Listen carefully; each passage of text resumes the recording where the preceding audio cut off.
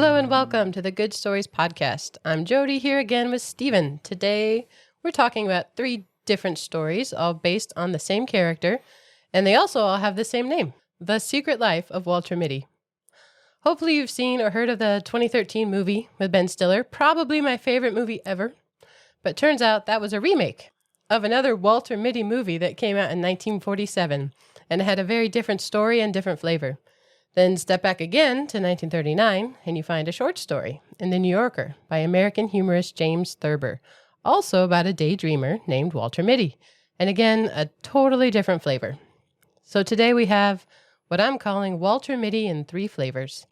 These are 3 very different stories, but all of them in some way remind me of how imagination can shape our lives.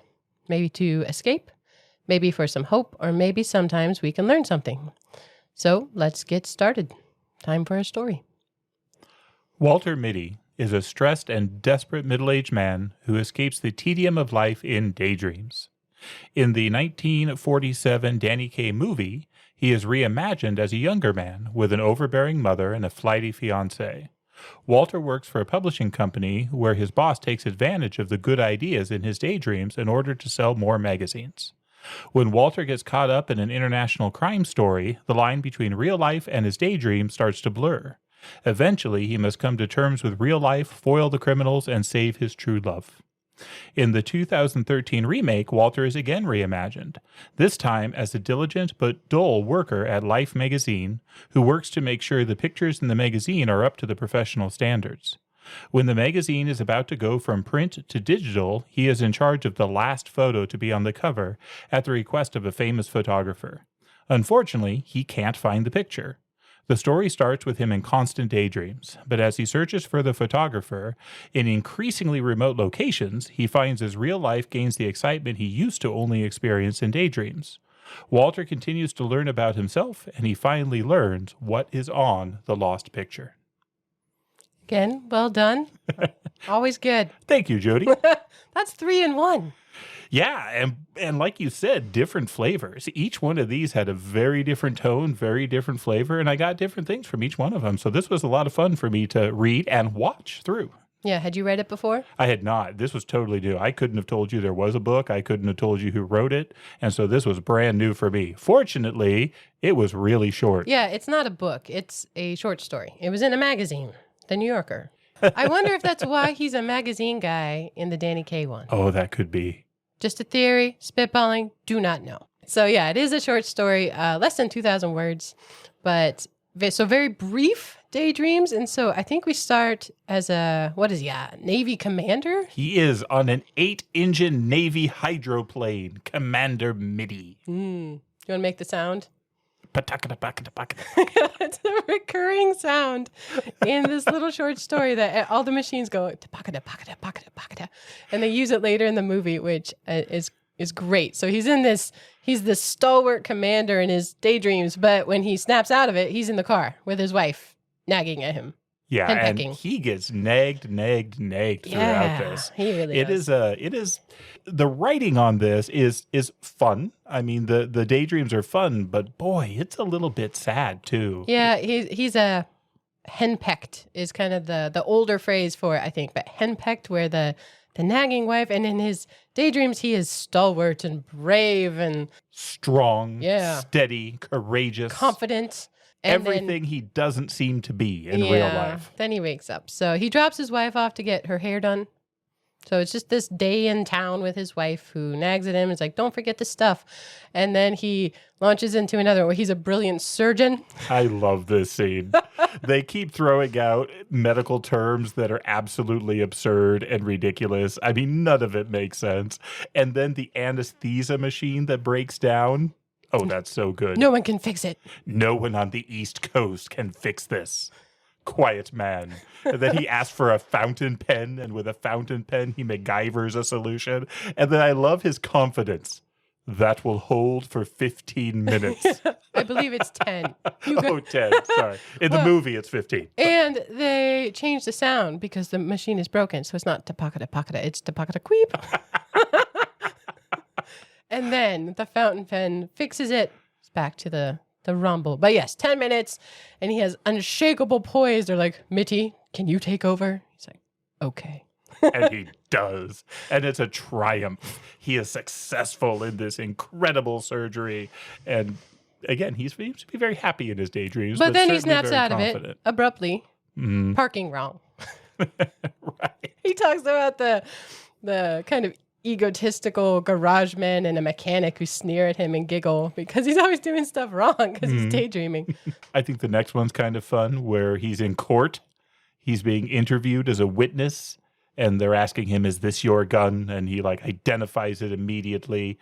And they're talking about, well, how could you have shot left-handed or right-handed? And he's like, oh, I could have killed the man from I don't remember how long, a mile away not good with for his either case. hand.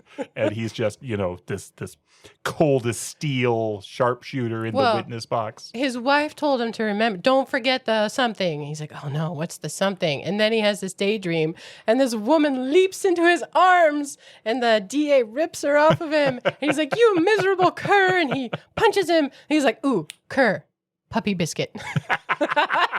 So a useful daydream. It took him back to the thing he forgot. Right. Puppy biscuit. It is funny. He's a humorist, and I understand his things came with drawings as well. So they are funny, but yeah, a little bleak.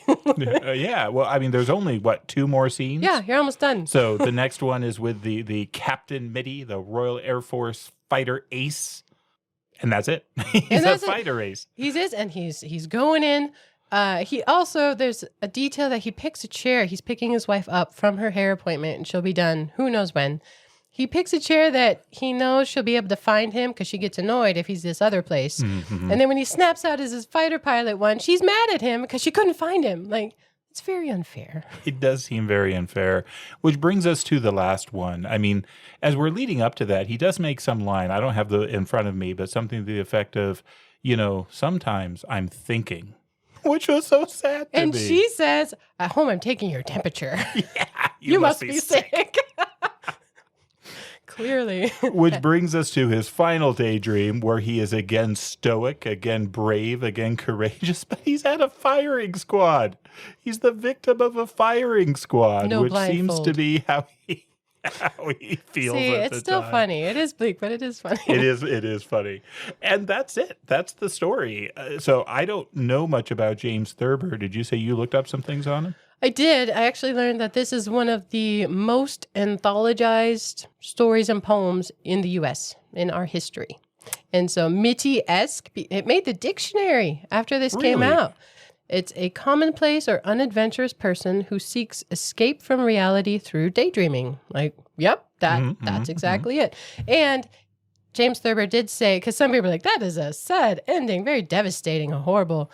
And he said it was symbolic of just the weight of conformity and, domestic chores. And I learned he was almost blind when he wrote this. Oh, really? And so he was very dependent on his wife I think her name was Helen, second wife, Helen. He did have some physical issues that he was working through. And yeah, he took them out in kind of this bitter humor because it is funny, but also, ooh.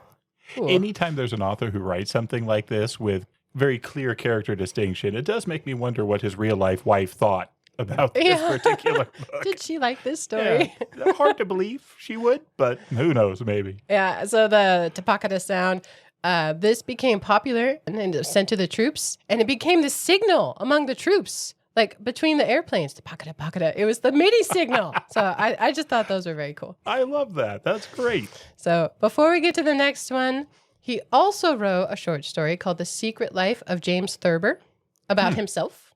And he does this, I read it. It's parallel to Salvador Dali. What do you know about Salvador Isn't Dali? he the one that did the melting clocks? I think. The surrealism, Yeah, right? That's the guy. But he's talking about Salvador Dali a little bit, but James describes himself as a child and how he take expressions literally.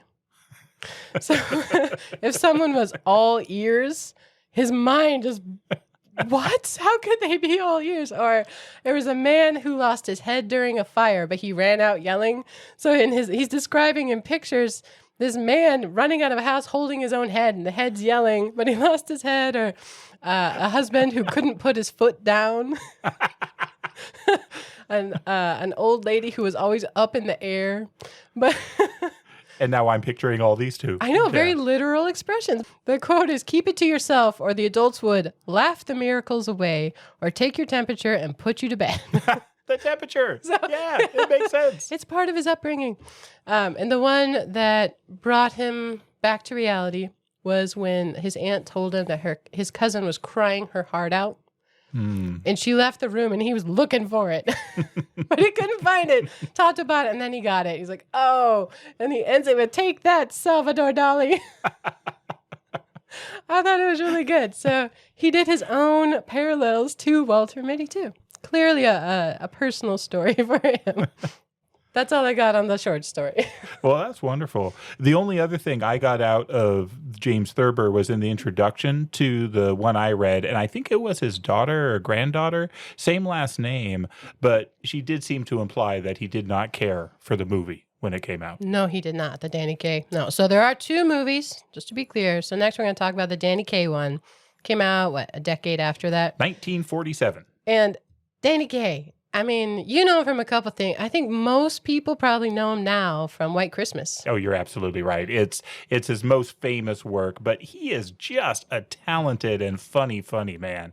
I went through kind of a Danny Kaye phase where I learned he did other movies, and that was where I first discovered The Secret Life of Walter Mitty, as well as other things like the movie Court Jester. The Court Jester, yeah. Fun, worth watching. Are there any more than that? Those are the ones I know. He's also, I've seen him in cameos. He was on The Muppet Show one episode, and was delightful because he's great. I will find that. Oh, my goodness. Oh, it's worth watching. Danny Kaye, he's just brilliant. I mean, he can sing, he can dance, he can tell a joke, he can do impersonations. Accents. He's just a funny man. And so I can't see how they could have cast anyone better. I mean, I guess coming up more modern, maybe like Robin Williams, but Robin Williams can't dance. I think they wrote it with him in mind because nobody else could do it. And there's some side. Well, let's head to the beginning because you'll see it. I mean, as we talk, you will figure it out. It starts, he's in the car with his henpecking mother. Okay, so he's still, and he is younger in this one. How old? 30s, I would say. 30s. And do you find when you're watching old movies, it's almost impossible to tell how old they are? They dress differently. Yeah. There's this guy that you think must be at least 54, and he's like 32. Yeah. I mean, the Twilight Zone or a lot of those old ones can never figure it out. But I would guess 30s. 30-ish. We'll go with that. But yes, his mom is like, don't drive so fast. You know, that is a lot like the wife in the short story. Mm-hmm. But, you know, I don't like you going over 35 or something. But they live, do you remember where they live? Little trivia. I wrote it down. I'll know it when you say it. It's outside of New York City. He works in New York City, but they live in Perth Amboy. Perth Amboy. And Amboy, sorry, go on. No, he sings his alma mater for his high school as part of the plot. It's really, he's flags on the wall still. So Jody and I grew up near a town called Amboy, but in Washington State, not New York. His first daydream is while his mom's nagging it, and he's driving. It seems very unsafe. I agree with that. He's not aware of what he's doing, but he is a sea captain, and he's driving a wooden ship, the Indian Queen, through the biggest typhoon in however long. And the damsel who shows up in all of his daydreams is Virginia Mayo, if you want to look her up. She's beautiful. She's like, Captain, you're hurt. He's like, it's nothing. It's just a broken arm. And that keeps coming back, and all is... Just a broken arm. Just a broken arm. Someone's got to get these spices through. You know, he is again dedicated and noble, and he's just so good at it. He just portrays himself so pompously and so and then big on screen. He can switch to goofy, like turning on a light switch. So when he snaps out of it, when he bumps over a curb with the car to park because he's going to work, his mother gives him like 18 things to remember. Like, don't forget to do this and that and write it down. And she asks for a sock stretcher. And he's supposed to write it down in his little black book. And he puts SS. And she's like, what does that mean? You know, sock stretcher. He's like, no, write it out. You won't remember.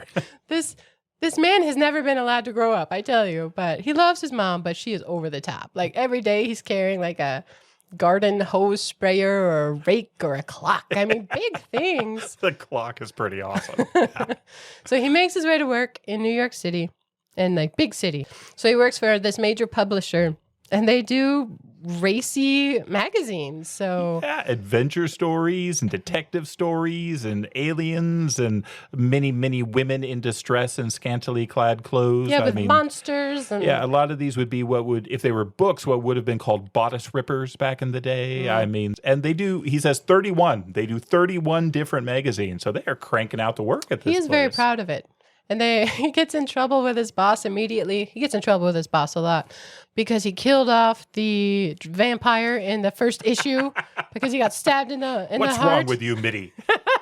He's like, no, don't worry. If you keep reading, you'll find he only got stabbed in the left lung, and he'll be back in issue number 2. Like, just a strange job. But he is on it. He's good at it. He loves it. He definitely knows what he's doing. So a big thing I like about really all 3 stories, but especially the movies, are the just funny little details. He feeds his pigeons when he gets to work, and he's named them, which is sweet. I find him sweet. And he is. And he's in all these work meetings where his boss is talking about things and his mind just goes. He starts imagining different things. You also here start to see that his boss is stealing his ideas. So his boss will say something and he'll say, well, what do you think about that? And Mitty says, well, I think it was great. That's why I sent you the memo on it 2 weeks ago. And he's like, oh, that. I had this idea. Years ago. Yeah. So hospital love stories. And so Walter's daydreaming. He has a pinky ring. Do you know, like, because he is engaged. Was that a traditional thing, or did they just give him a pinky ring? I don't know the answer to that. Just curious. Doesn't matter. Yeah, so he's daydreaming about hospital love stories. So again, this one's similar to the short story where the anesthetizer goes out and no one on the East Coast can fix it. It'll be 2 weeks. It's really funny. See, I don't know the medical stuff, but this one they make it really obnoxious. So they ask for the blood pressure, and the nurse is like, 30 over 200. Right. For those of you who don't know, that's impossible. That guy's dead. But they have him step in, and so he's doing this, complex surgery, and he asks for all the things that his mother told him to pick up in town. I mean, he starts with a scalpel. He starts medical, but then it goes into sock spreader. And he starts doing something. Floor wax. The cheese grater was the rough one because he's cheese grating on this surgical wound. And then he gets to the end and he's like, number 2 thread and needles, and they're knitting needles. And so he's got yarn and knitting needles. He's working on.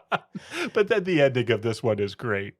So at the ending of it, again, this woman keeps showing up. This beautiful woman keeps showing up. In this case, she's a nurse. And so surgeon Walter Mitty walks away from the patient and she comes up to him and takes off her mask, and he takes off his mask and he's like, don't worry.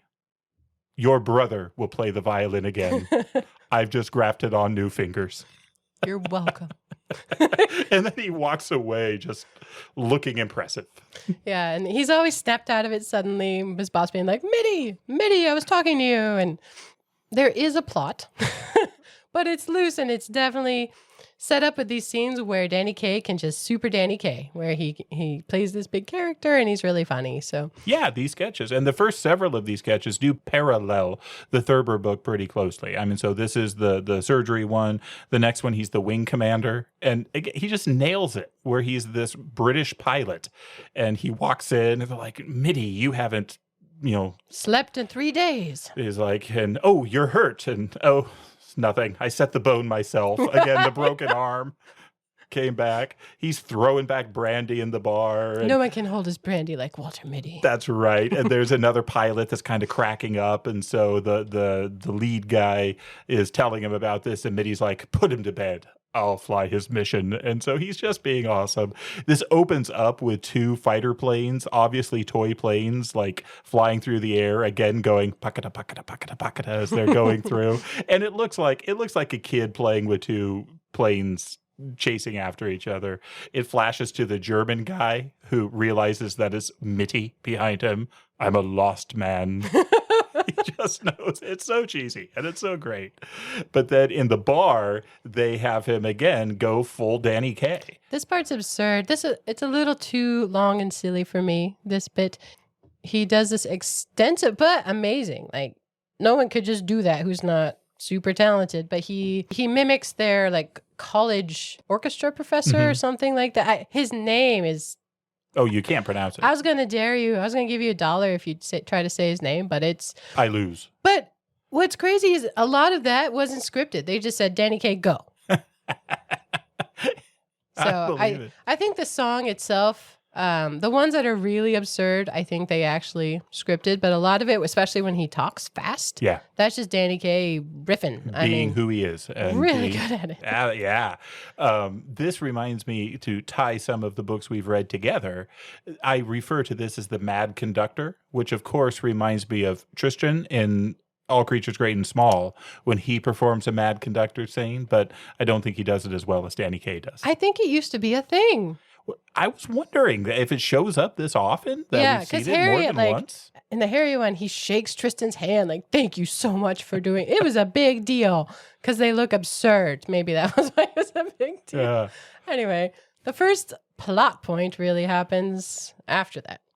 Yeah, up to this point, it's really been Walter Mitty kind of in town, picking up things that his mom tells him to pick up, sometimes getting it right, sometimes getting it wrong, sometimes he can't win. I mean, he goes to buy seeds and they're out of the seeds and he buys another one and he gets in trouble for that. So that's the first part of this. But then at this point, the love interest really steps in.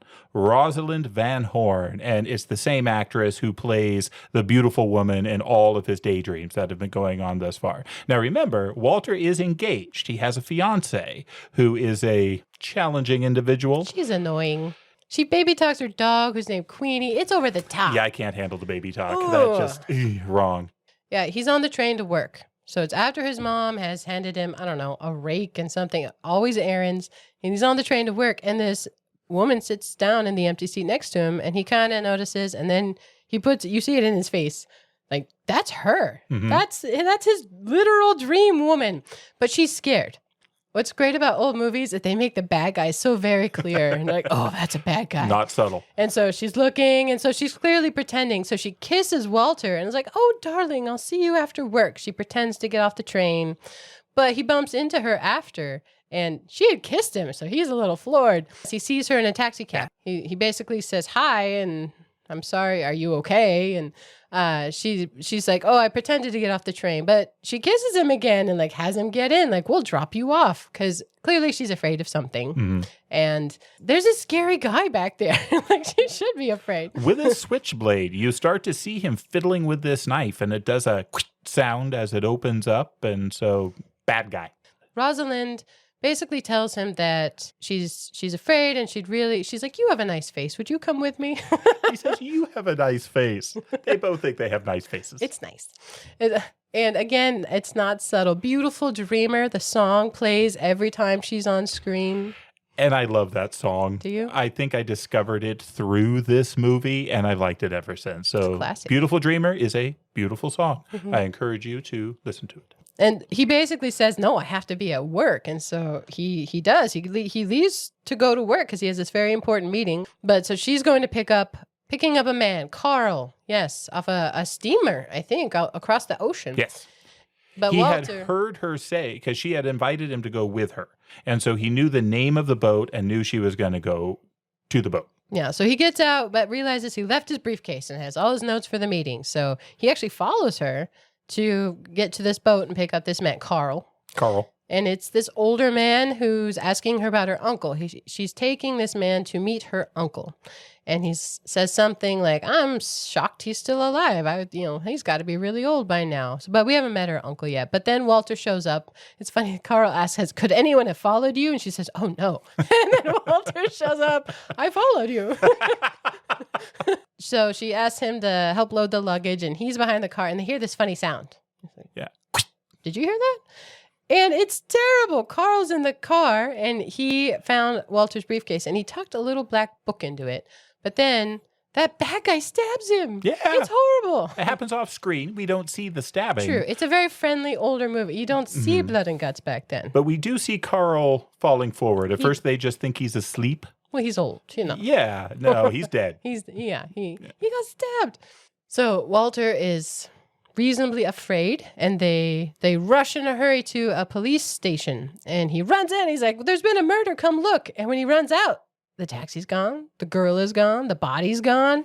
And the police are very like, go drink it off, buddy. And very patronizing. And fair enough. It sounded a little... you did. Sure you saw that. It was a little crazy sounding. He goes shopping for his mom after that on his way back to work. And he pulls out his little book where he writes the things he's supposed to remember. But instead he says, or he's reading out of this book, and then instead of number 2 thread, it says crown jewels. And a question mark goes off in his mind. And then the man with a knife shows up. Like, maybe this is a different little black book. I love as he's reading through that, the lady who's trying to help him at the desk is like, this is the pet department. Yeah. We don't have those here. Head to jewelry. It's on the 2nd floor. Yeah. And then he goes a little bit nuts as he's trying to get away from this man, legitimately so. He buys a box of the puppy biscuits and begins eating them. I mean, he's trying to hide in the leashes and they can't hide anything. He buys like a muzzle and as a disguise. So he's walking out of there with a muzzle on his face. It's absurd and a lot of fun. But he knows about the black book and that it's not his black book. So he hides it in a corset, which becomes relevant later in the story. And he runs back to work and this guy's chasing him all the way. He ends up climbing in his boss's window in the middle of a work meeting and the pigeon comes in. I mean, it's very kind of slapsticky. I'm getting confused about my black book timings now. It's confusing when there's 2 and they look the same. Yes, it is. Yeah. He's in his office. He's freaked out. He's got the black book. He's just had this awkward interruption of the meeting from his boss. He's not doing well because Mitty is not, at least at this point, the impression we don't get that he's a brave man. This is all totally out of nowhere for him. When all of a sudden somebody knocks at a door and in a voice that you will recognize, says something to the effect of, I know how to kill a man without leaving a trace. It's Boris Karloff. To anyone who does old movies, Boris Karloff, famous as Frankenstein's monster, famous for horror movies, also the voice of the Grinch. I was going to say, the Grinch, prior to Benedict Cumberbatch, is Boris Karloff, and he is excellent. He is so creepy as he walks in. He looks like an Undertaker. He introduces himself and he starts going through all these plot ideas for books because this is a magazine company and they do murder. They do these sorts of things. Funny to me that they've all been done. He's like, no, we already did that one. Oh, that too. No, that's already been done. Yeah, Walter is not impressed. And he could label when they were done. He knows it all. But he's scared. He's scared. This guy's terrifying. It's Boris Karloff. He really is. Boris Karloff sees the book on the table that he's put on the table and reaches and grabs it. And Walter Mitty says, hey, don't do that. And a tussle ensues where Walter Mitty ends up hanging from this window up high in the air as this guy is trying to kill him. The guy threw him out the window. Threw him out the window. Walter was able, though, to grab the vest that he had slid the book in. And so he had the book back, but he was hanging out the window until the guy finally left and he was able to go back to safety. See, this is why we all need to learn to do pull-ups. Because could you save yourself if Boris Karloff came and shoved you out a window? Oh, heavens no. I don't think I could. That could be a poster in a gym. What would you do if Boris Karloff came and shoved you out a window? I would fall. So he's back climbing into his boss's window again, and the pigeon comes in again. So it is funny because that guy's scary, but then they make it funny, and his boss doesn't believe him. And it's after this that we meet Rosalind again, and she takes him to see his uncle, her uncle. Yes, she comes to get him after he's done with work. Mm-hmm. Yeah. And they have a meeting. He sits in a wheelchair, and he was expecting Carl to come and bring him this book. So we learn about the book. What Rosalind tells us is that her uncle, Peter, was the head of a museum in Holland. And as the head of the museum, he was able to escape just before the Nazis came through in World War II. Before he did, part of his job was to get all these treasures from the museum secreted away to different families in different places. And so this is what was written in the Black Book, was where all these treasures are. So like the Dutch crown jewels, original paintings, all sorts of things that are, well, quite wealthy. And now Carl was supposed to bring this book back to him so that they could go find this. This is also where we learned that they're not the only ones looking for it. There's an international art thief and murderer called the Boot. I know. It's a good name. The Boot.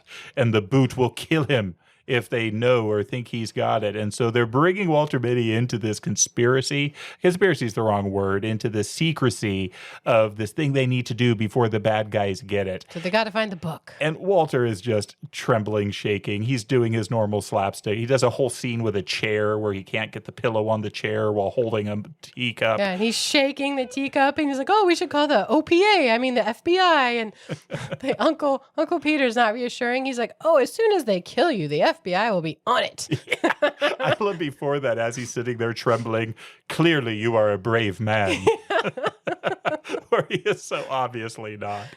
So he must have put the black book in the corset by then, because he doesn't have it. He doesn't have it at that point, you're right. So, yeah, he must have put it in when he was escaping, when he was leaving from the store with the pet stuff and all those things like that.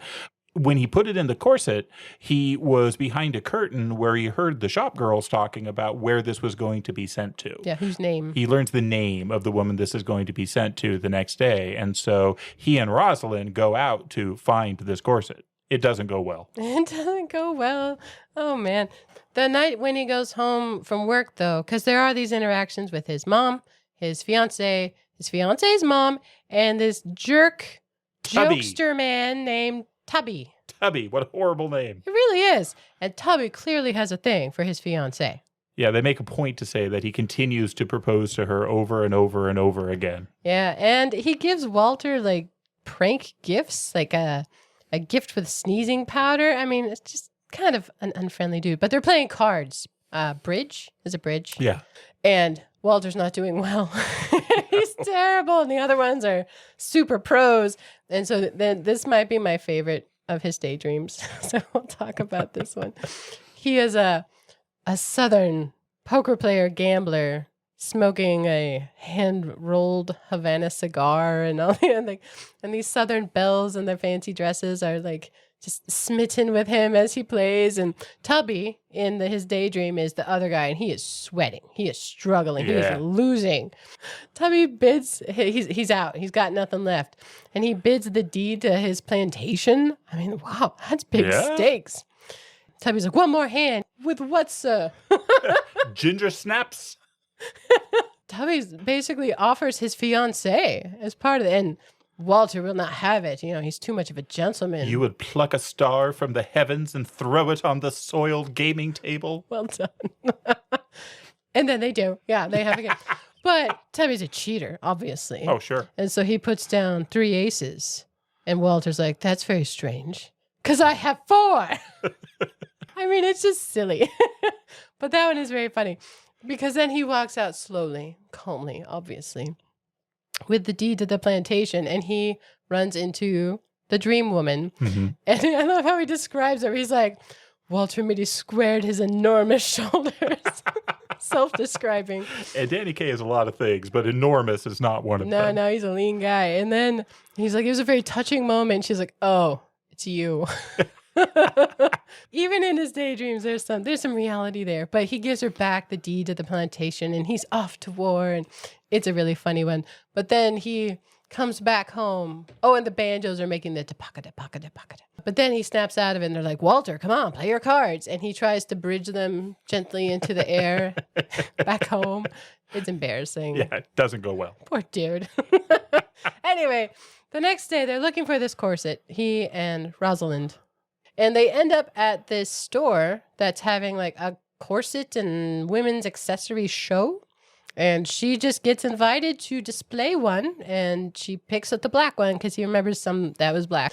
But he ends up watching this hat show. That is ridiculous. I mean, women's hats, I can't even imagine how much that must have cost. Like there's a 3-parter where they take it apart and put it back together. But then he does his very long Danny Kaye solo of Anatole of Paris. Which is hilarious. This is another thing that keeps showing up in old movies. These bizarre fashion shows and hat shows. I'm thinking Singing in the Rain, where there's that weird scene where there's the fashion designer. Or even like My Fair Lady with all the hats at Ascot when they're at the races and things. I think it meant something about status if you were a wealthy person. It must. So. This one, though, he launches into this song, and it's funny. It's funny. This one's better than the conductor one, in I would my agree. opinion. Well, and there's the capstone on this because he explains why he makes all these hats. And the summary at the end is that he hates women. To make them suffer. Because why else would They're you just do? absurd. One of them has like a whole apartment in it, and like one he just puts a random piece of straw or something. I don't know. Yeah, and charges like $60 for They're it. just terrible on purpose. He gets snapped out of that one as the large clock he's been carrying all day starts gonging in the middle of this show. But they do get the black book back. Hooray! Rosalind tells him, take this to Uncle Peter right away. But he doesn't. He's got like a dinner or something, but he ends up back at home with his mom, his fiance's mom.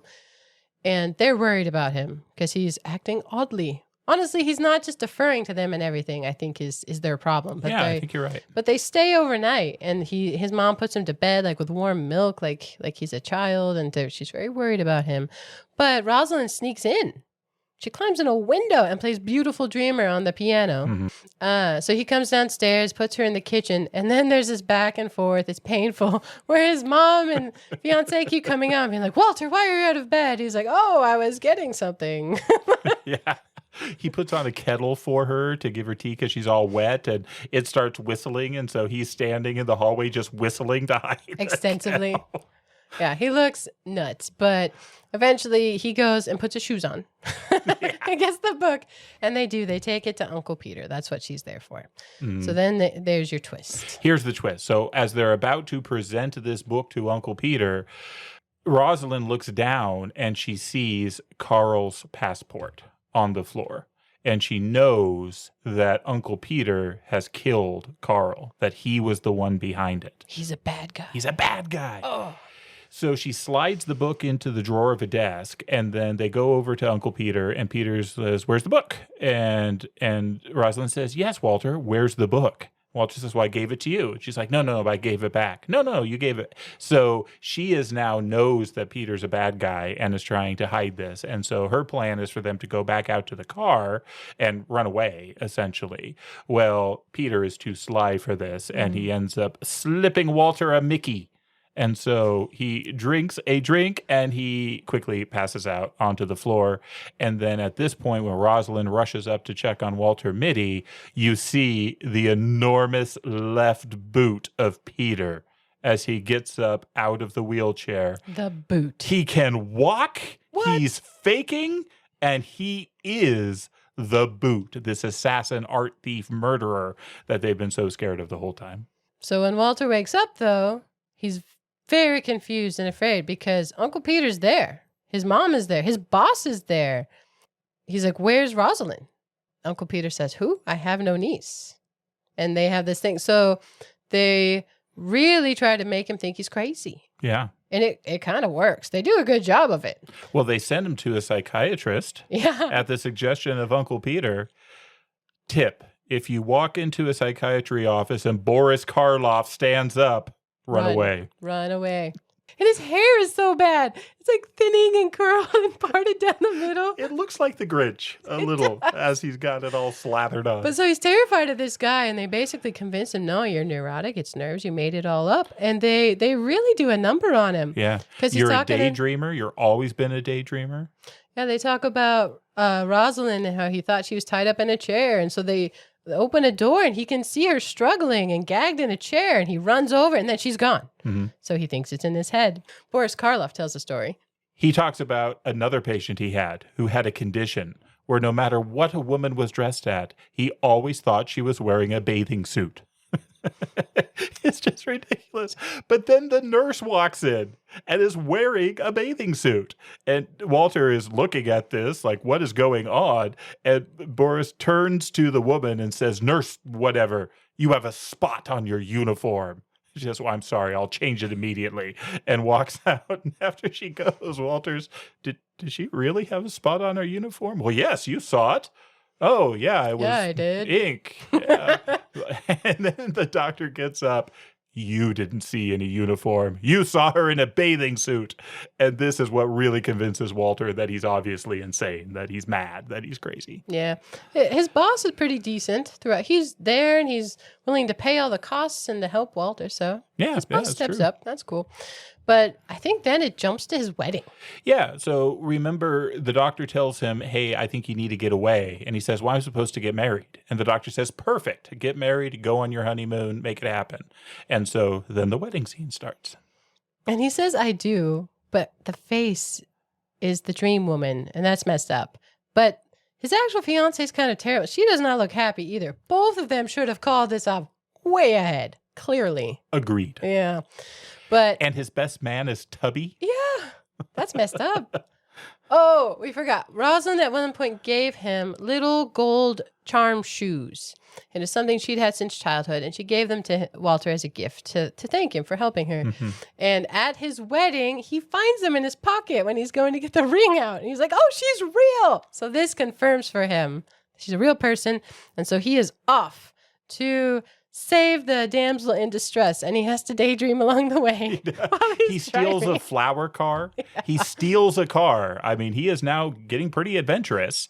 And while he's driving, there's a horse, a cowboy on a horse, walking along, advertising a rodeo in Manhattan. Yeah, and he gets his like gnarly face on and has this whole gunslinger fantasy where Tubby is taking the woman somewhere, and so he's knocking him around town, and everyone's terrified of him. And complete with the shootout, he's saving the girl. So he's on his way. He gets to the boot house, and he goes in the side, and they decide because they show us Rosalind inside, and she's passed out. Yeah, in a coma, basically. They can't get her to wake up, so they think, oh, maybe seeing, her love will help her wake up. So they help him. He tries to climb up to the second story, and this hand reaches out a window and like pushes his foot up.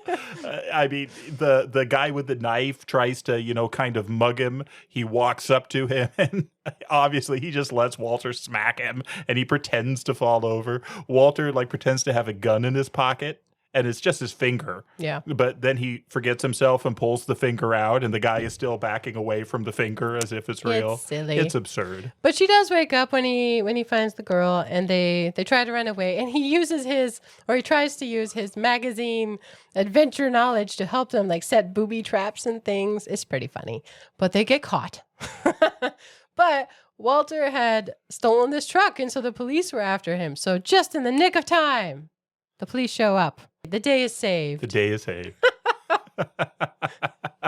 And then the big finale, well, that's probably the finale, but the wrap up after this is that, his fiance's there, his mother is there, his boss is there, Tubby's there. They're all yelling at him. They're all yelling at him because who's this woman that you're seeing or anything?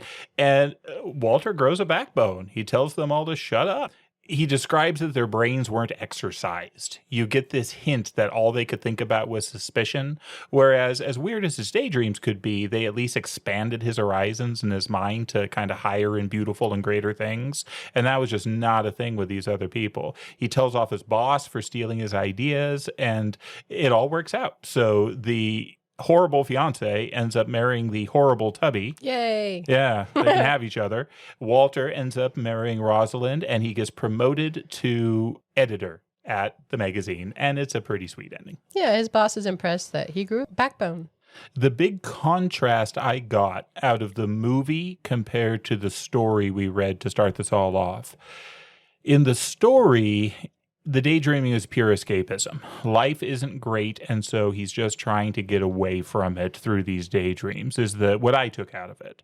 In the movie, the daydreaming actually becomes a strength. It becomes something that gives Walter skills and hope and the ability to expand so that when he is put into this crazy situation, as foreign as it is, he's got the capacity to handle it. And so I see that as a big difference between the two, where this movie seems to be sharing that daydreaming can be a real character strength for somebody.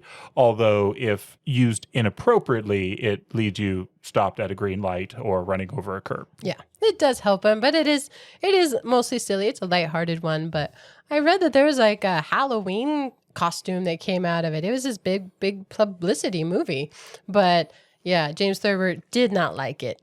And he watched it and he's like, what was that guy's name? And he called it The Public Life of Walter Mitty. So Not true to the original story, but it is really fun. And then we have our third flavor.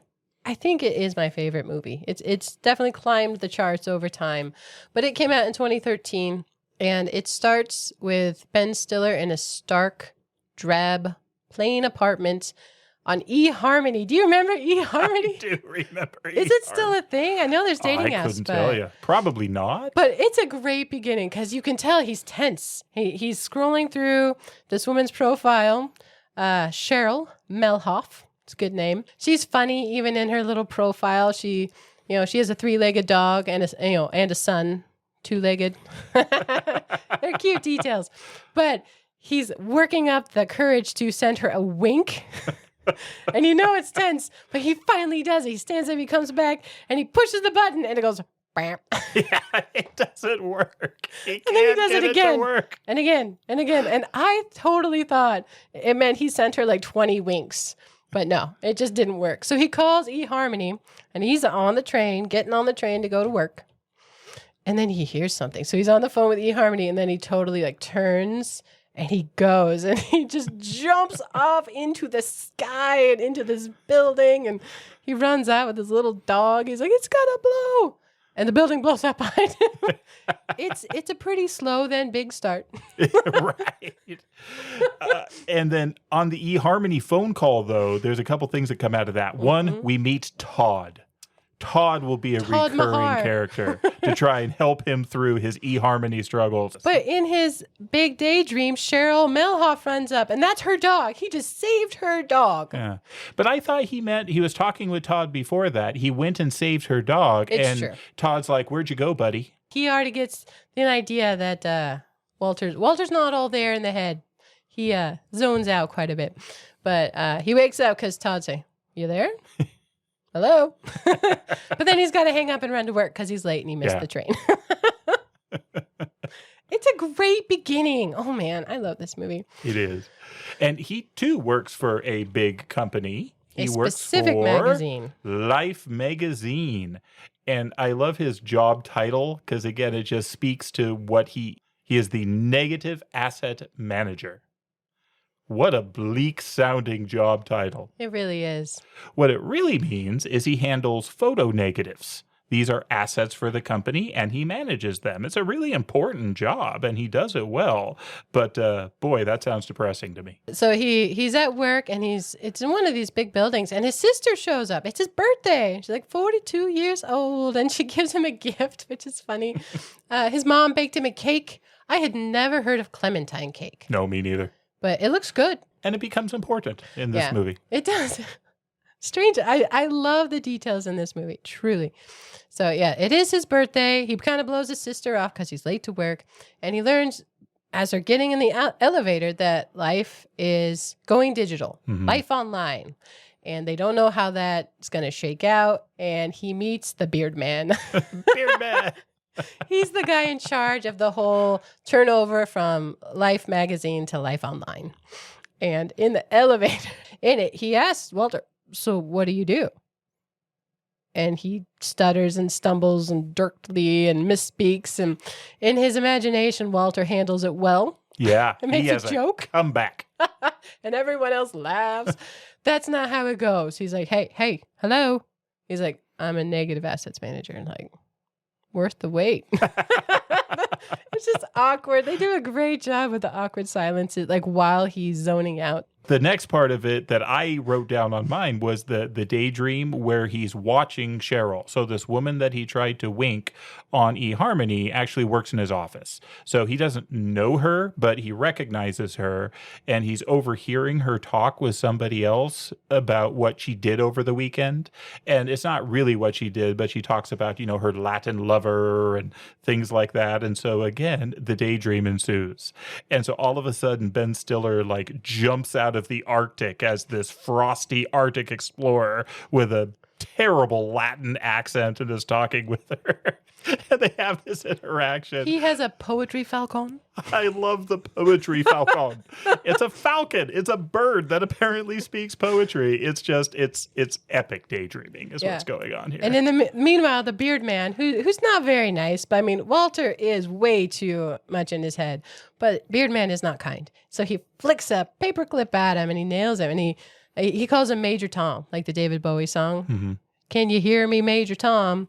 And that comes up later too. So they do layer in a lot of really amazing details in this movie. So Walter heads down to work, annoyed. Yes. But he works with a very kind man named Hernando. Mm-hmm. And they talk about Sean O'Connell. Sean O'Connell. He's the man. He's the photographer man. Hernando comments on how he still shoots on real film. And that's their negatives. Mm-hmm. Their photo negatives. And so they get a roll of film from Sean O'Connell, which is a big deal. Apparently, this guy's a really big deal photographer for Life magazine. And Hernando gets to go process this. But Sean had sent Walter a gift.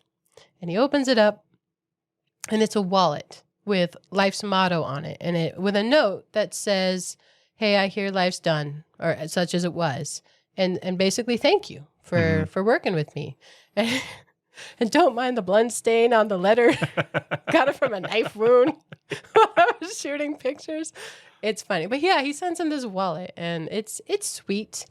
Oh, and he says in the note, check out number 25. Yeah. It's my greatest ever. The quintessence. The quintessence of life, I think. And so Hernando brings him the photo sheet where they have these little squares all in one sheet. And it's missing. All the other pictures are there before and after it, but 25, not there.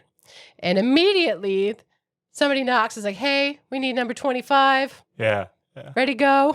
I'm like, oh, no. So 25 is gone. It's just not in there. He can't find it. He's looking for it. He goes to the meeting, and it's horrible. They're downsizing. It's obvious they're going to fire just about everyone. It's brutal. But they're asking about kind of where's 25, and he comes up with an excuse or an answer. We're working on it. We're processing it. Yeah. Stalling. And the next whole part of this is him trying to find this negative 25. And we start with some clues. So there's the other pictures that are on the negatives, and they're bizarre. There's a thumb. There's some water. There's this curved thingy that you don't know what it is. Yeah, and this is where it all starts. Yeah, so he goes and he actually asks Cheryl. He speaks to her, asking, because she's in payroll, I think, and if she knows a way to get in touch with Sean O'Connell, because he needs to ask him where's 20. It's not out of focus. It is gone. Yeah. It is not there. And he has Hernando look all over, but it's just gone. And so Cheryl is helping him, and they bump into each other as she's trying to find out how to contact Sean O'Connell. And she sees these other pictures. He blows up these pictures that surrounded 25, trying to figure out where Sean might be. It's a sweet detail. She's taking a class on how to write a mystery novel. And so she helps him out. She's like, the idea is that you work backwards and then you spread the clues randomly. They look, and it's a thumb. Yeah. Random thumb and water, and it's really not helpful. But it was kind of hurt, and he daydreams. There's a couple wonderful daydreams here. Can we talk about this one? So, the first one is the sculpture, where he's like, well, I've been working on a hobby too. And he turns around, and there's this massive gold sculpture it's her of him and her. In a fountain. It's so ridiculous. But she's like, Walter, I'll let you know when I hear back. He really needs to focus. But my favorite of the daydreams is that bizarre scene that comes next with him and Beardman with his present. Do you want to share that one? Oh, you go ahead. They're in the elevator, or I can't remember where they are. No, there's a side bit because it is his birthday, but his mom's also moving into a retirement home, and she has this huge piano that clearly his dad had died when he was young, and that comes up a few times, but they're trying to move this piano in, and that won't work. So, but he sees his mom and his sister, and his mom's going to come stay with him for a little bit while they get it sorted. But his sister gives him a Stretch Armstrong for his birthday. Yes. As like this fun thing we used to play with. So he has a Stretch Armstrong, and he's carrying around cake, and yeah, he's in the elevator with cranky beard man. And Beard Guy's asking him, where's the negative? I need the negative. You got to do this. You got to work. Why are you doing these other things? And then it starts descending into chaos as all of a sudden it turns into their kind of, well, I'm going to take that Stretch Armstrong, I'm going to take it. And he's like, leave it alone. That's mine. And then perhaps my favorite line of the whole movie. Stop fiddling with sweets and little men. I'm just trying to do my job. And they turn into this epic, like Matrix-style battle where they're fighting each other with car chases and dodging things. It's absurd. Stretch Armstrong wonderful. plays a role where he like muscle mans them back together. I don't know who thought of it. It's crazy pants. But it's so good. When he snaps out of it, the guy's tapping him on the forehead. Like it is painful. Mm-hmm. As only Ben Stiller can do painful, where clearly he was just super zoned out while they were talking. Like, ugh. Yeah. He's like, go back to work. And that's when Todd Mahar calls back. Yeah. And it's like, hey, buddy, you got nothing on your profile. And Walter tells him that, I was trying to, ask this girl out, but I work with her. He's like, couldn't you for reals ask her out? Mm-hmm. But he hasn't been anywhere. He went to Phoenix. Been to Phoenix. Don't remember why. There was an airport on the way to Phoenix. He's like, ooh, yeah, that's not a lot. But then he hangs up on him abruptly because Cheryl shows up. Yeah. Such a good movie. The next thing that jumped out to me was he's interacting with Cheryl. She's calling her ex-husband on the phone, and then he gets to start interacting with her son with roller skating. And this is really... Skateboarding. Skateboarding. You are so right. This is one of the first times we know that Mitty is good at his job as a negative assets manager. This is where we start to see he has some other skills too. And apparently he was crazy into skateboarding. He was into it. And so he is hanging out with her son. She's looking the other way, talking in the phone, but he's doing some pretty cool tricks, showing her son some stuff. Yeah, it's really well done. Every time she turns around is when he happens to just be standing there. But then he does these sweet moves behind her. I should say the whole movie is really artistically beautiful. Like where they shoot the scenes, the magazine covers that they do. I think they're fake, but they look like Life magazine. They could have been covers. They're beautiful. The music is great. So I love all of it. Yeah. Yeah. But he sees a word in the water and the water picture. It says the Erkigsnick. And so she's looking it up and trying to get in touch with Sean. And she realizes that the last time they sent payroll, it was to nuke Greenland. And she's like, okay, cool. Follow that up. Go to Greenland. He's like, yeah, ha. The furthest he's ever been is like New Jersey. Right? Well, Phoenix once. Well, and Phoenix once. Good point, right? But she's like, yeah, that's a good lead. Go. And he ends up back they work in like this dark, dank basement. Like it's dark in there. But somehow it's one of his daydreams that helps him. Because some of them I think are bad for him. Mm-hmm. He's too far in. But this one, he looks at a picture of Sean O'Connell that he has on his wall, and he gestures to him. He like beckons him. And so Walter Mitty gets on a plane to Greenland. There's like two people on the plane, and they're both sitting together, which is funny to me. But it's this really wonderful transition where he's running through the airport and the Life magazine covers are passing by behind him. Love it. Love every bit of it. Yeah, it's beautiful. He gets on a plane to Greenland. It's this tiny little airport, huge plane, small little airport. And he goes to rent a car. And the guy is like, hello, I'd like to rent a car. He's like, okay, we have a red one and a blue one. They have two. So he gets one. I think he takes the red one. I think so, yeah. And so he takes the car, and then he ends up in a bar where he's asking questions. He's asking, have you seen this guy? Have you seen Sean O'Connell? And then we have the next insane interaction. But it's real. Yeah. It's not a daydream. No, all of a sudden we are into real life, but it is crazy like his daydreams. They have karaoke at this bar, and they also drink beer from a shoe. Their glasses. He's like, I'll have one small beer shoe. But this guy is singing drunken karaoke up on stage, and he comes down and he gets in Walter's face. He's like, okay, you sing it. And Walter kind of does. He's like, that sucked. He tries to back out. The guy won't let him. And so he starts. It's terrible. But they have this brawl, and the guy ends up holding his head with his hand, and Walter finds the thumb. It's the guy's thumb. The drunk guy's thumb. So they take a bit, and then they're just talking after. Settles down. Yeah. He's like, I can't believe I found your thumb. We learned that this guy has problems. He clearly has cheated on somebody, but the problem he tells us is there's only like 8 people in Greenland. Don't cheat when there's only 8 people. And it's a good place to find a thumb. Because there's only 16. We learn that he is a helicopter pilot and that he is about to go fly to this boat that Walter has been looking for. The Erkigsnick. Totally drunk. Walter is not excited about this and is not planning to go. And he says, no, I'm not going to go with you. But this is actually, this is a conflicting scene for me because I love it, but the guy is stinking smashed drunk. So do not get in that helicopter, friend, if that ever happens. At least there's no one around because it's Greenland. He's sitting in this bar watching this one chance to possibly find Sean O'Connell walk away, to fly away to this boat where he needs to go. And then up on that stage, he imagines Cheryl Melhoff playing guitar. And she plays him David Bowie's Space Oddity. Singing about Major Tom.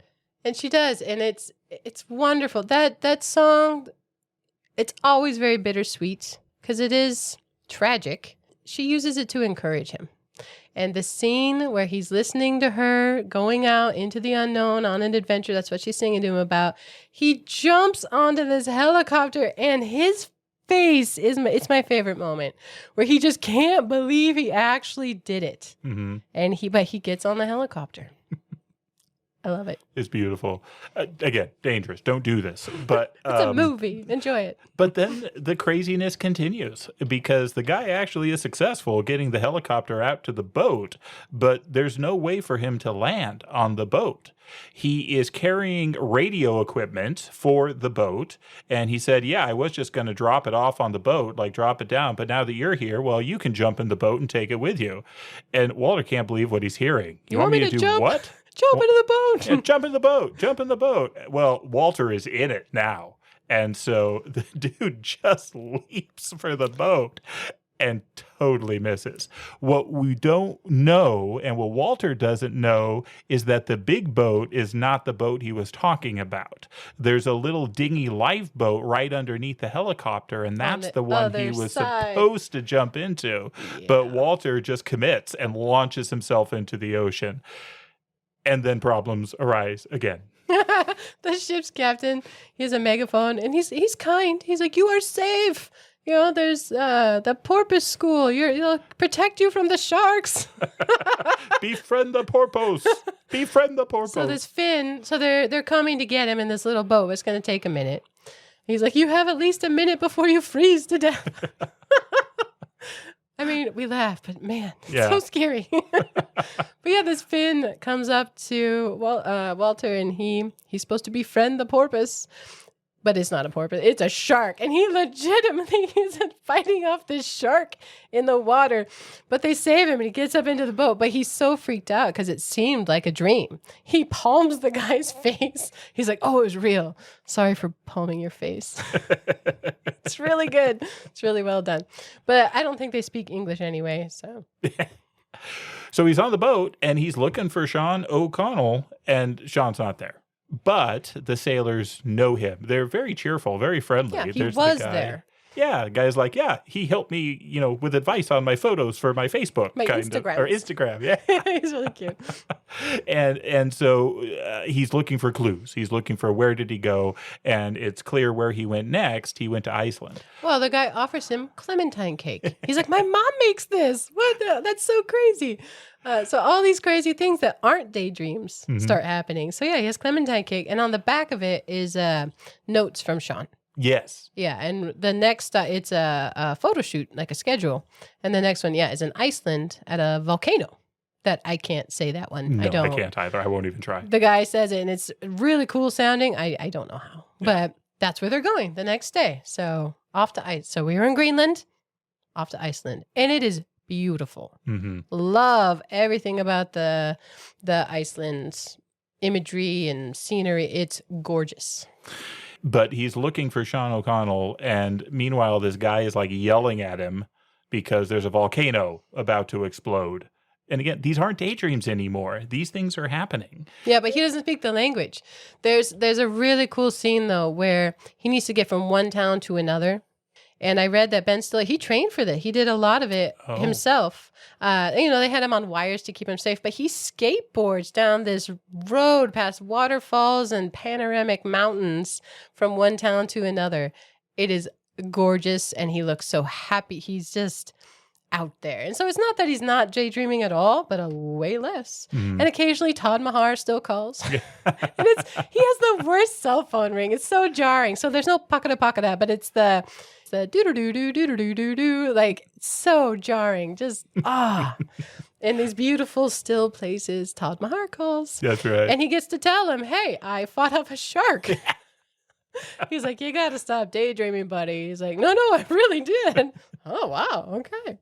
So his profile is shaping up. It is improving. But yeah. I love, too, how he gets the skateboard.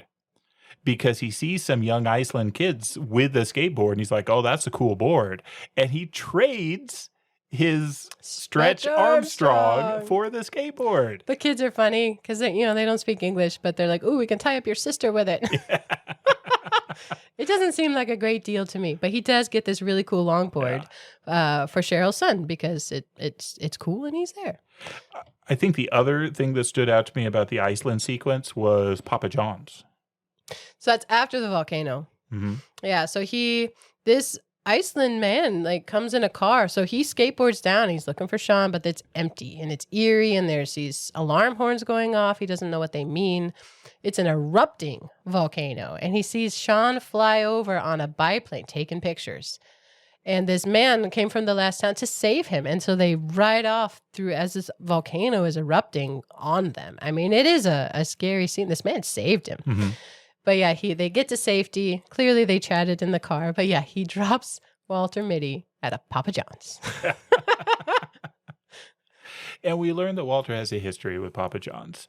This is where we start learning about his family somewhat. We learn about his father dying, and we learn about the fact that he then immediately went to work and has been trying to take care of his family ever since. Yeah, he was 18. Mm-hmm. So he's young, and he loved his dad. Yeah. And his dad encouraged him to skateboard and gave him a mohawk. He shaved his head for a mohawk. Loved his dad, but his dad passed. And so he gets the feels. I mean, it's an emotional sequence for him. The cups. He talks about the cups being a problem. He had to leave because of the cups. Well, he has a phone call with Cheryl, doesn't he? Yeah. And he describes some of this. And so they're starting to communicate and starting to talk a little bit as they go. And then, I mean, that's kind of the end of the road for clues for Sean O'Connell, right? I mean, he's got the next photo op thing, but he can't read it.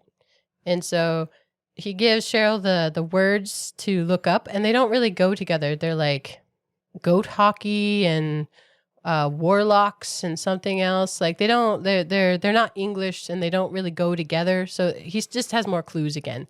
And then he gets a text from Hernando, the guy who works for him, his friend, that he's being fired. He's like, where are you? So he gets back on the plane, goes back to New York, and they're clearing the offices out.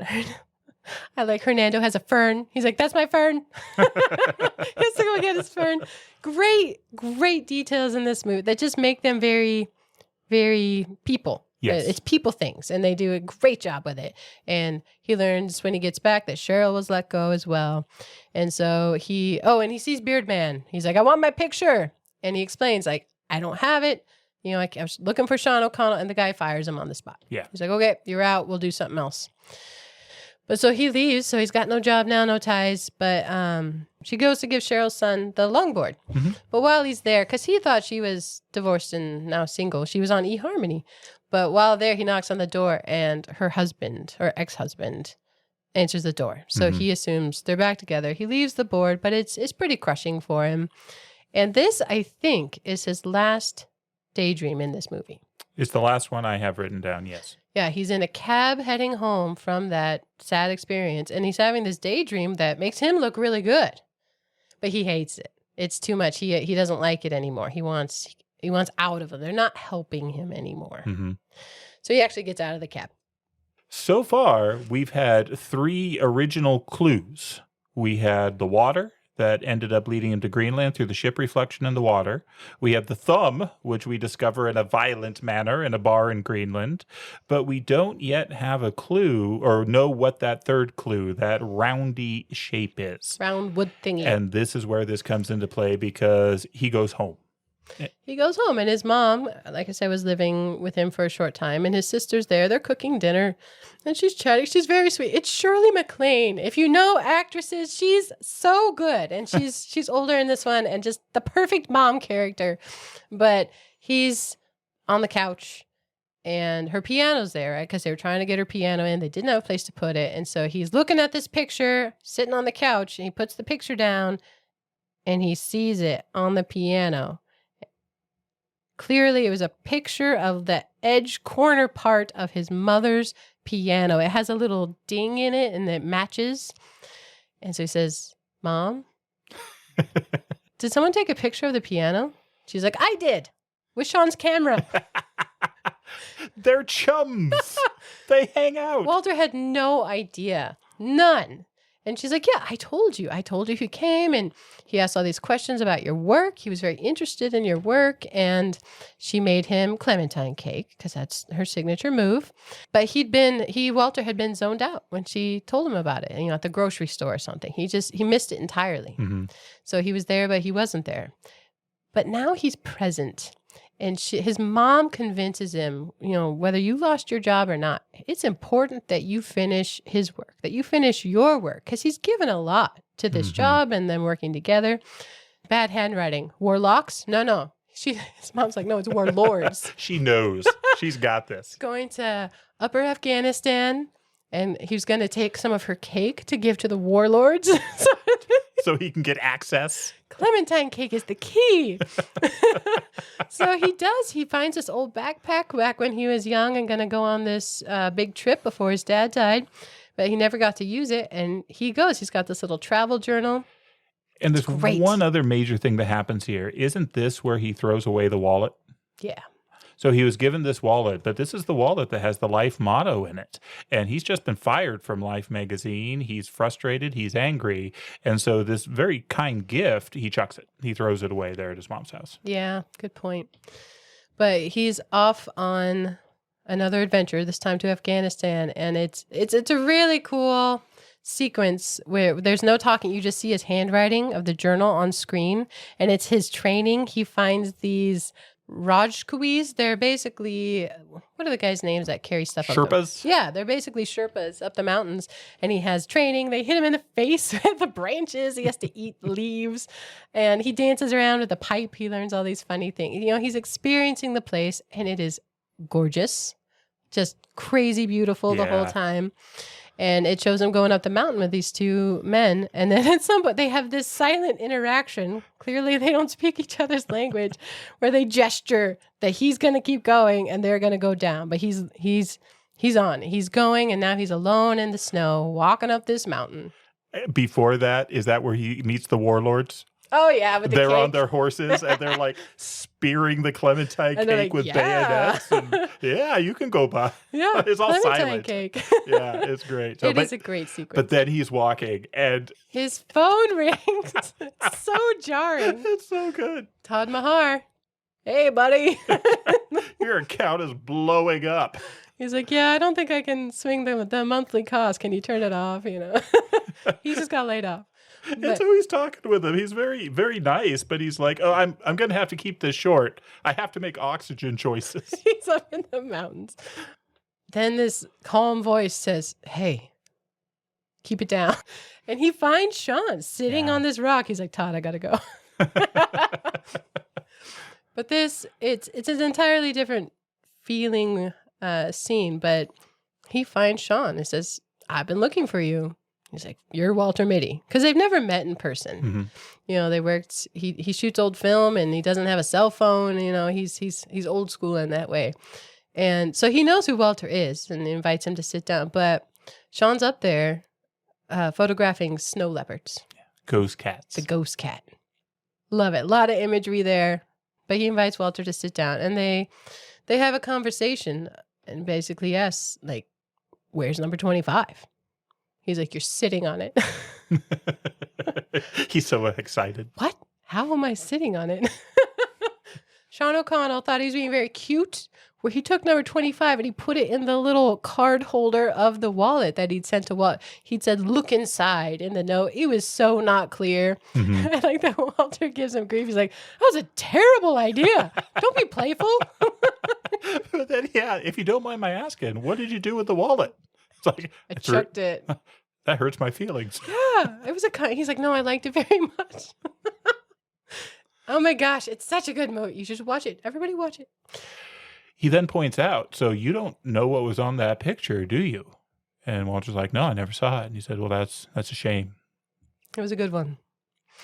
But then a ghost cat. He talks a little bit about the ghost cat that he's up there, that they don't like to be seen. Beautiful things don't like to be seen. They don't draw attention to themselves. And you have to be very, very quiet. And he finds one. And what's interesting is Sean doesn't take the picture. He lets Walter look through the camera. You see it he has this perfect, amazing picture of this cat in the Himalayas. And he doesn't take the picture. And Walter's like, are you going to do it? I actually wrote down this quote. I replayed it a couple times to make sure I got it because it's stunning. So, quote, sometimes I don't. If I like a moment, I mean me, personally, I don't like the distraction of the camera. I just want to stay in it. I think about that when I take pictures on my phone, actually, because I think pictures are great. I take tons of pictures. It's wonderful. But there are some moments when I don't. Mm-hmm. And I think he's right. So he lets that one go. The cat wanders off, and Sean O'Connell, he does a great job. It's Sean Penn, mm-hmm. who I don't really know him much from other stuff. I know he's in other stuff, but I really like him in this. And Walter asks him, well, what was the picture? Like, this is the first time he really shows interest. Like, well, what was it? He's been so focused on finding the thing. Like, what was it of? And that was after the ghost cat moment.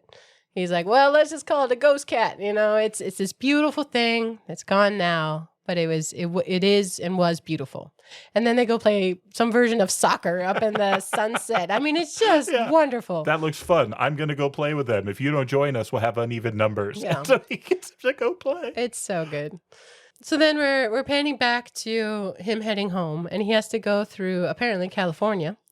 And you just see the security outline, you know, the machines. But you see Walter standing with his hands over his head, and he kept the pipe. The Rajkawees gave him one of their pan flute things, and he kept it on his body. That does not go well at security. And again, not a daydream. They pepper spray him. Yeah. Because he fights back. He ends up in an airport security prison. And it's a wonderful, silly plot twist to ask, do you know anyone who might be able to confirm, that lives here, that you are Walter Mitty? Turns out there's one. There's one. It's Todd. Todd Maher. Todd Maher shows up. And he is so excited to see Walter Mitty. Gives him a big hug. They go to Cinnabon. It is fantastic. It is good. So he has this interaction, and the guy asks him, so you still daydreaming? He's like, no, a lot less. And then he ends up back in New York. His mom is selling her piano. Yeah. So he's there with his mom and his sister selling this thing that's been important to their family. But his mom's so sweet about it. She's like, we're all good, Her husband died a long time ago, and they're going to use the money so she can have this retirement home. But they hand him a check for the piano as they take it away. And he's like, oh, I don't have a wallet. And she's like, oh, you better keep it safe. And she hands him the wallet from Sean. And he's blown away. Mom to the rescue. She's like, oh, I always keep your knickknacks. She dug it out of the garbage. And he doesn't explain anything. He gives her a kiss and a hug, I think. And he pulls the picture. You can't see it. Again, it's a negative. Mm-hmm. So he still doesn't know what it is. No, he doesn't even look at it, I don't think, does he? No, he has no idea. And he takes it to Beardman. And he walks in, and they're having a meeting about the final cover. And they're just going to have it be black. It's just blank.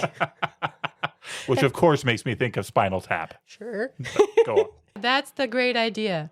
And he throws the negative on the table. He's like, there it is. There's number 25. And he gets to have a say and a response to this man. And there's no daydreaming now. And he's not stumbling and stuttering. He's got so much more confidence in his own self and his own attitude. Mm-hmm. I love it. It's Put it on a beautiful. plaque. Hang it at your next job. I mean, he quotes the guy back to him, Mm-hmm. but he still doesn't know what the picture is. Doesn't know what the picture is. He's back and he's applying for work. Oh, yeah. So he's sitting in a coffee shop and he's filling out his resume. It's so good.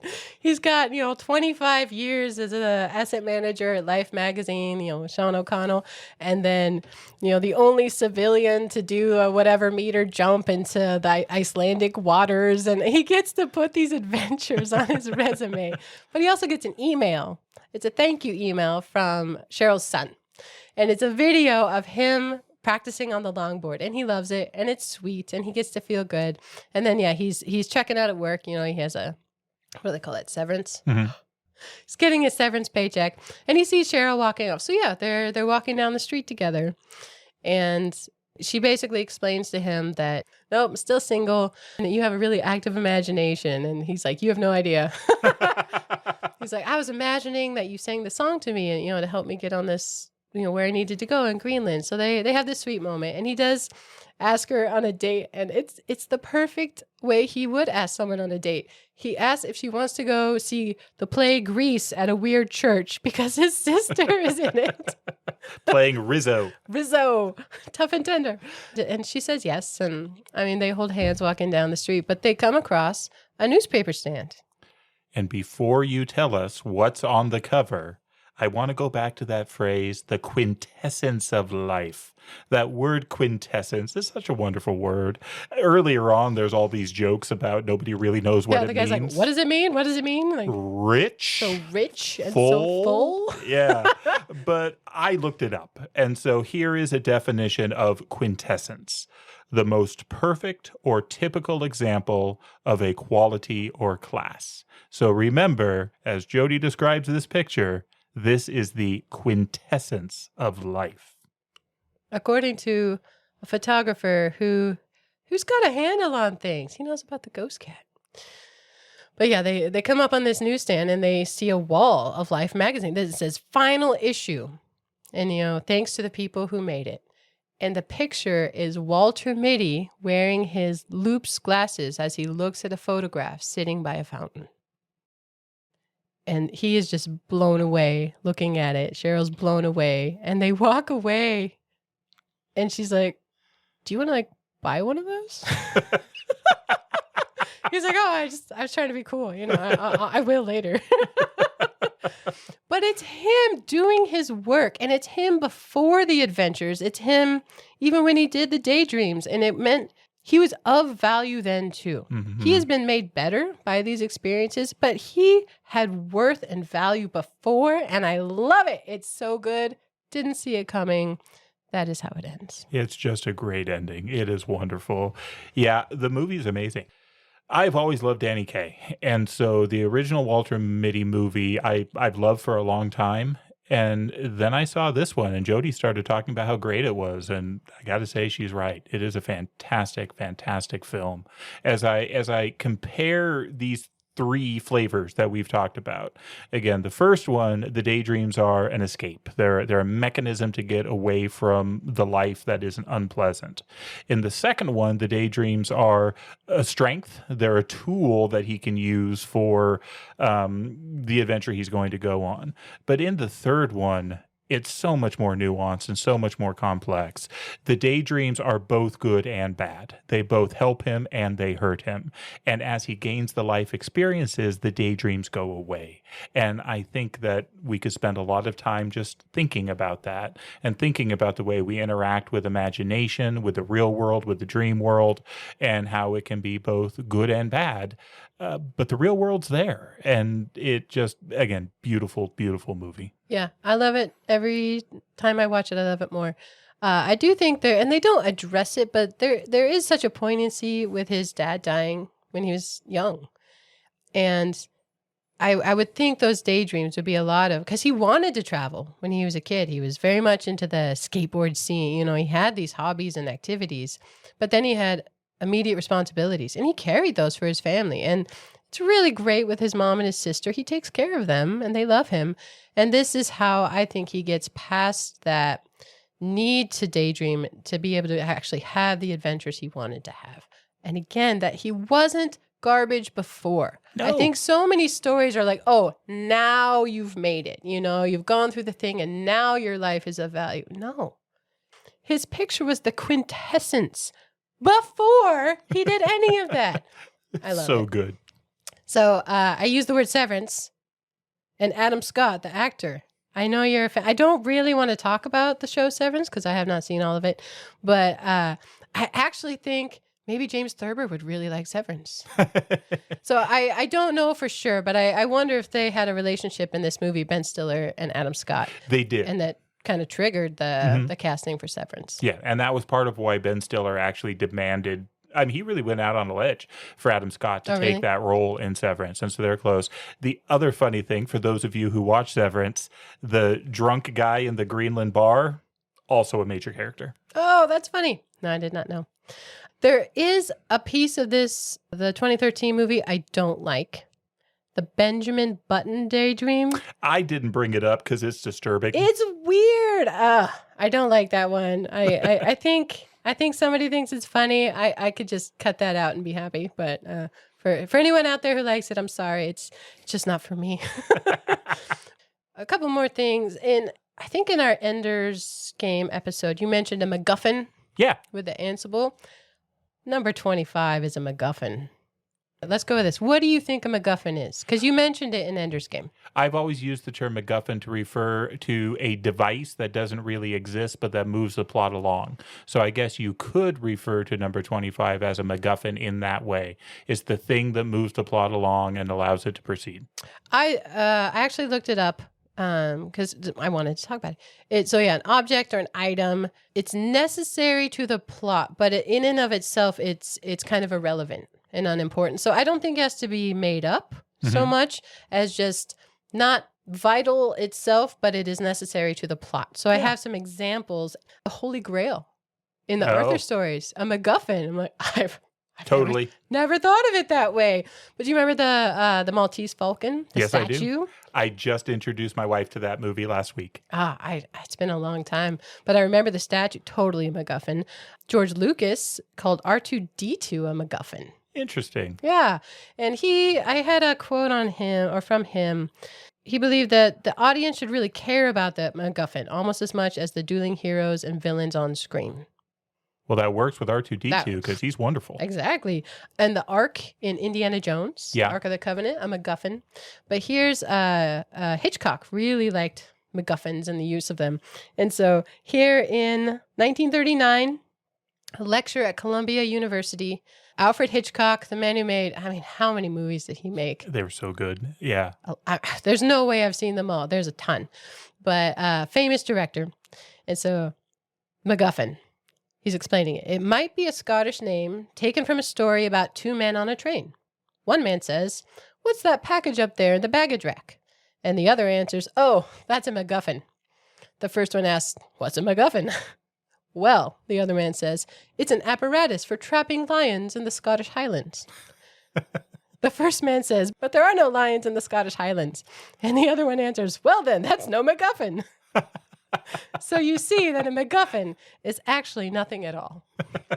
Way to go, Hitchcock. I love it. I think it's just a thing that drives the plot, but it's really not a piece of it. Does that hold for you? Yeah, I think that works. I think made up ones are fine, like the Ansible, sure. But I wanted to have a little chat about a MacGuffin. I love it. Think that we should probably wrap back around to the motto of life? It's a fictitious motto in the movie. So the real motto for Life magazine is also good, but it says, "While there's life, there's hope." And I like that very much too. Yes. But the motto that's written on his wallet, and it's across the building when Walter's running through the building in the airport to go on his first trip to Greenland, they show clips of it. It goes like this: "To see the world, things dangerous to come to, to see behind walls, draw closer, to find each other and to feel. That is the purpose of life. And with that, we'll turn the page, and we hope you join us for the next chapter. Hey, thank you so much for listening. If you're willing, please take a moment to give us a 5-star rating wherever you listen to this podcast. And we would love it if you'd like and follow us on our Facebook page. But best of all, if you enjoy an episode, please share it with a friend. Writing reviews and sharing with others are a pivotal part of the algorithm wizardry that lets other people know about our podcast. Thank you.